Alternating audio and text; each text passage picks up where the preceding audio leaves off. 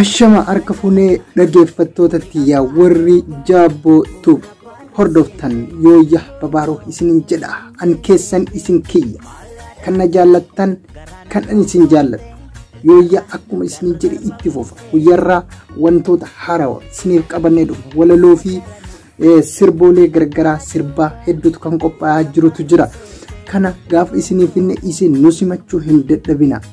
Ega dhaggeeffattootatti har'a guyyaa har'aa waa'ee baqattoota Suudi Arabiyaa irraa haasaa jedheetti kan qabadhee dhufe.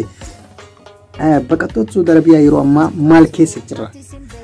Waan keessa jirru walitti qabnee kan isin dhiyeessinu ta'a. Baqattoonni Suudi Arabiyaa hedduu ulfaataadha yeroo ammaa kana. Namni hundi miidiyaaleen garaagaraallee akka irraa callisee ni beekama.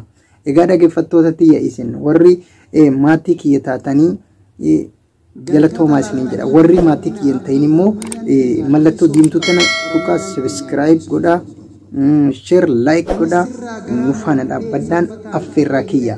Egaa dhaggeeffattoota kiyya baqattoonni Suudi Arabiyaa yeroo ammaa mana hidhaa keessatti rakkoo akkamitu irra gahaa jira. Fakkeenyaaf rakkoo garaagaraalleetu irra gahaa jira.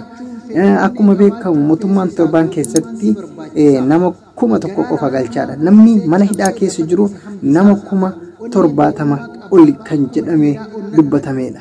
Akkuma yaadattan egaa nama 70,000 olii kana torbaan keessatti nama 1,000 qofa yoo kan ta'u ta'e namni 70,000 yeroo hangamitti akka dhumatuu danda'u tilmaamnee beekuu dandeenya.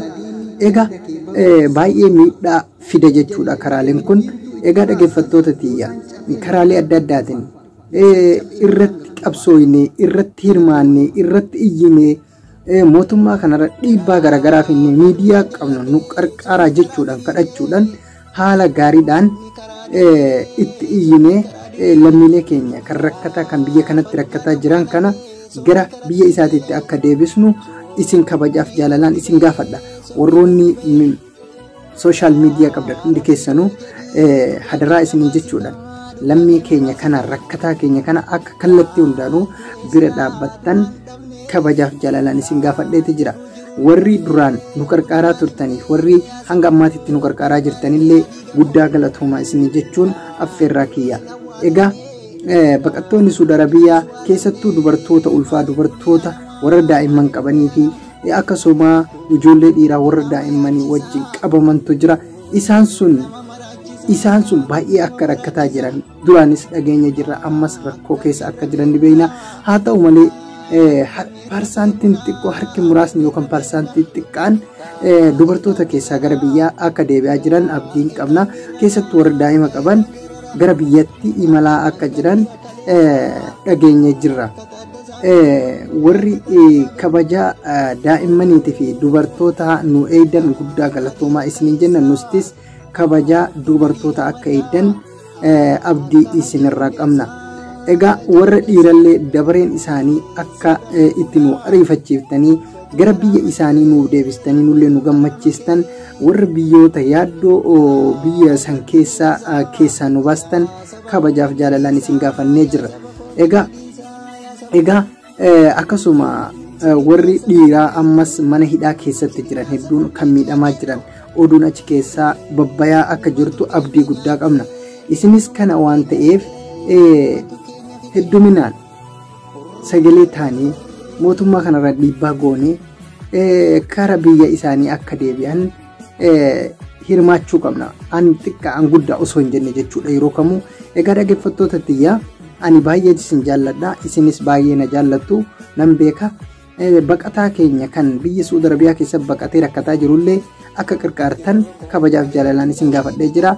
An warri YouTube kiyyaaf haaraa taatan subscribe share like godhuun nu afoo dhaabbadhaa isiniin jedha.